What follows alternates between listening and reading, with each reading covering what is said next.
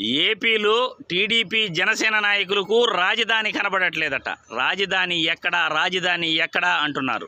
మాజీ మంత్రి నారాయణ విద్యా సంస్థల నారాయణను 148 ఎకరాలు అమరావతిలో ఎలా వచ్చాయి మీకు అని అడిగితే అమరావతి రాజధాని గురించి ఆయన మీకు క్లియర్గా చూపిస్తాడు. ఇదే మీ రాజధాని అని చూపిస్తాడు.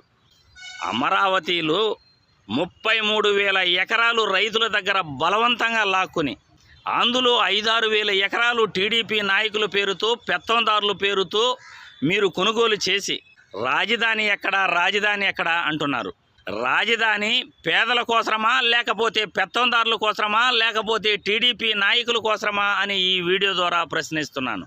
శివరామకృష్ణన్ కమిటీ రాజధాని గురించి ఎలా ఎంక్వైరీ చేసింది, రాజధానిని ఎక్కడ పెట్టాలని చెప్పింది.